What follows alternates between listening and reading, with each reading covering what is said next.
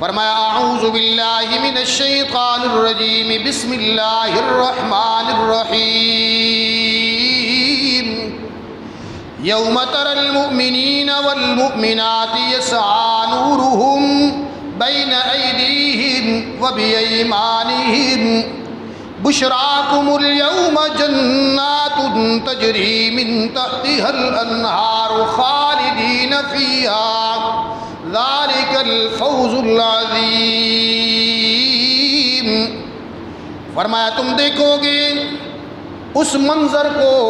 قیامت کے منظر کو قرآن مجید بیان کرتا ہے۔ یوم تری المؤمنین والمؤمنات یسعی نورہم بین ایدیہم وبایمانہم، قیامت کے دن مومن مرد یا مومن عورتیں،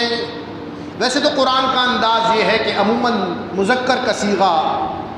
مردوں کا تذکرہ ہوتا ہے، لیکن یہاں اللہ نے خاص طور پر مومن عورتوں کا بھی تذکرہ کیا۔ فرمایا مجھ پر ایمان لانے والے مرد ہوں یا عورتیں ہوں، ان کا قیامت کے دن کیسا حال ہوگا، ہم کس طرح اس کو عزت سے نوازیں گے، کس طرح ان کو پروٹوکول دے کر میدان حشر میں جنت کی طرف لے جائیں گے۔ یوم تری المؤمنین والمؤمنات یسعی نورہم بین ایدیہم وبایمانہم، آگے بھی ان کے نور ہوگا، ان کے پیچھے بھی نور ہوگا، دائیں بھی نور بائیں بھی نور۔ بشراکم اليوم جنات تجری من تحتها الانہار، رب العالمین فرماتا ہے آج کے دن تمہارے لیے ہماری طرف سے یہ خوشخبریاں ہیں، تم دنیا میں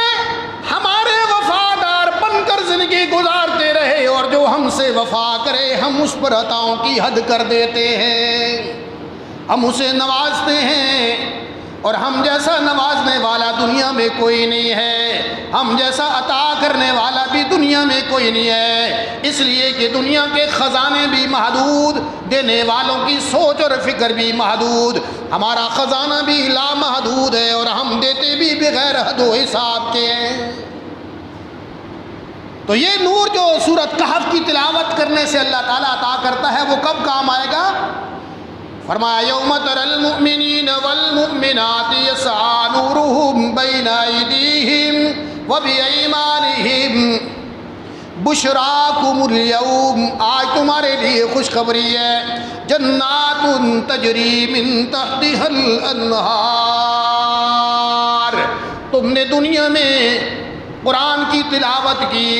وہ نور تمہارے لیے میں نے سٹاک کر لیا تھا، محفوظ کر لیا تھا،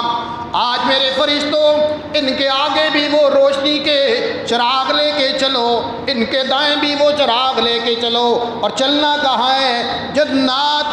تجری من تحتها الانہار، وہ چراغوں کی روشنی میں کہاں جائیں گے؟